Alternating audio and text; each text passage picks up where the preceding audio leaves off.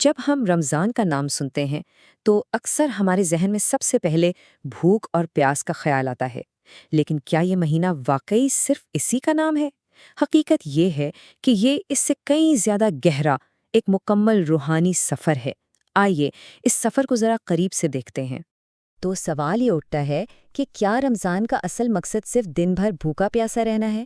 یہ سوال بہت اہم ہے کیونکہ اس عام سی سوچ کے پیچھے ایک بہت گہری حقیقت چھپی ہوئی ہے جسے آج ہم مل کر سمجھنے کی کوشش کریں گے۔ اس کا سیدھا اور صاف جواب ہے بالکل نہیں۔ یہ محض ایک جسمانی مشق نہیں ہے، بلکہ یہ اللہ کے ساتھ اپنے رشتے کو مضبوط کرنے اور اس کے قریب ہونے کا ایک مکمل روحانی سفر ہے۔ یہ خود کو بدلنے اور اپنی روح کو پاکیزہ بنانے کا مہینہ ہے۔ تو یہ سفر شروع کہاں سے ہوتا ہے؟ اس کا پہلا قدم ہے اندرونی تبدیلی۔ رمضان اصل میں اپنے نفس کو قابو میں رکھنے اور ایک باطنی نظم و ضبط پیدا کرنے کی ایک ٹریننگ ہے۔ اور اس ساری ٹریننگ کا، اس نظم و ضبط کا جو حتمی مقصد ہے نا، وہ ہے تقوی حاصل کرنا۔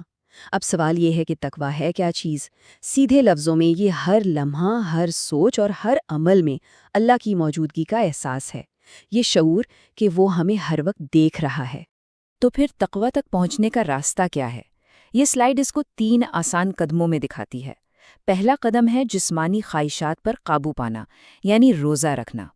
دوسرا قدم ہے منفی جذبات جیسے غصہ، جھوٹ اور غیبت، ان سب سے پرہیز کرنا۔ جب یہ دونوں کام ہو جاتے ہیں تو تیسرے قدم پر اللہ کا گہرا شعور یعنی تقوی خود بخود حاصل ہونے لگتا ہے۔ اچھا، جب انسان اپنے نفس پر قابو پا لیتا ہے تو پھر سفر کا اگلا مرحلہ شروع ہوتا ہے، اور وہ ہے فعال عبادت کے ذریعے اللہ سے اپنے تعلق کو مزید گہرا اور مضبوط کرنا۔ اس مہینے میں عبادات کا ایک الگ ہی ماحول ہوتا ہے۔ 5 وقت کی نماز تو اپنی جگہ ہے ہی، لیکن اس کے ساتھ ساتھ خاص رات کی نمازیں، دل سے نکلی ہوئی دعائیں اور خاص طور پر قرآن کی تلاوت اور اس کے معنی کو سمجھنا، یہ سب اس مہینے کا معمول بن جاتا ہے۔ اور ان خاص عبادات میں ایک بہت ہی اہم چیز ہے تراویح۔ یہ وہ خصوصی نماز ہے جو صرف رمضان میں رات کے وقت جماعت کے ساتھ ادا کی جاتی ہے۔ اس میں قرآن کے بڑے حصے پڑھے جاتے ہیں جو مل کر عبادت کرنے کا ایک بہت ہی خوبصورت موقع فراہم کرتا ہے۔ اچھا، ایک اور چیز جو اس مہینے کو سب سے خاص بناتی ہے وہ کیا ہے؟ وہ ہے اس کا قرآن سے تعلق۔ کیونکہ قرآن کا نزول اسی مبارک مہینے میں شروع ہوا تھا، اسی لیے اس مہینے میں قرآن پڑھنے اور اسے سمجھنے پر اتنا زور دیا جاتا ہے۔ یہ اللہ کے پیغام سے اپنے تعلق کو پھر سے تازہ کرنے کا وقت ہے۔ لیکن یہ سفر صرف انسان اور اس کے رب کے درمیان ہی نہیں ہے، اس کا ایک بہت بڑا سماجی اور انسانی پہلو بھی ہے۔ روزہ ہمارے اندر دوسروں کے لیے ہمدردی اور احساس کا جذبہ جگاتا ہے۔ یہ کام کیسے کرتا ہے؟ یہ بڑا دلچسپ ہے۔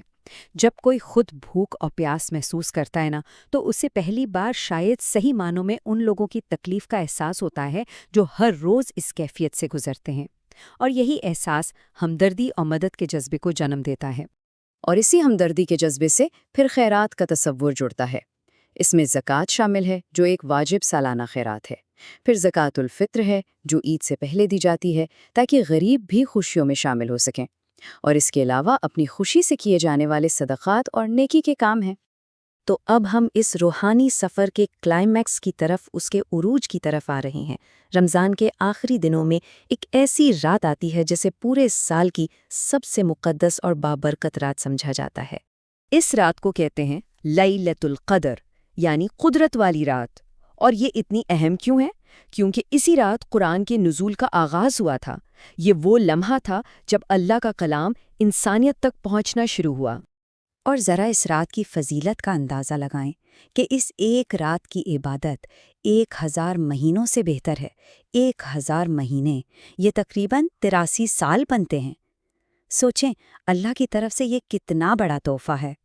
تو آخر میں اگر ہم ان ساری چیزوں کو ایک ساتھ ملا کر دیکھیں تو رمضان اصل میں روح کے لیے ایک مکمل ٹریننگ پروگرام ہے۔ یہ ایک جامع پیکج ہے جو انسان کو روحانی اور اخلاقی ہر لحاظ سے بہتر بناتا ہے۔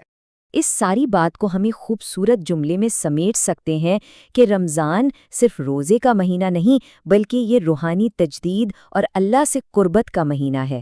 یہ اس پورے سفر کا اصل نچوڑ ہے۔ تو پھر اس ایک مہینے کی ٹریننگ کے بعد حاصل کیا ہوتا ہے؟ نتیجہ ہے اپنے نفس پر بہتر کنٹرول، دوسروں کے لیے گہری ہمدردی، قرآن سے ایک مضبوط تعلق اور سب سے بڑھ کر ایک پاکیزہ دل جو اللہ کے بہت قریب ہو۔ یہی اس سفر کا حقیقی انعام ہے۔ اور آخر میں ایک سوال جو ہم سب کو سوچنا چاہیے، اگر رمضان ایک اسکول کی طرح ہے اور روزہ اس کی تربیت، تو اس کا وہ کون سا سبق ہے جسے ہمیں صرف اس مہینے تک محدود نہیں رکھنا بلکہ اپنی پوری زندگی میں ساتھ لے کر چلنا ہے؟ اس پر سوچیے گا ضرور۔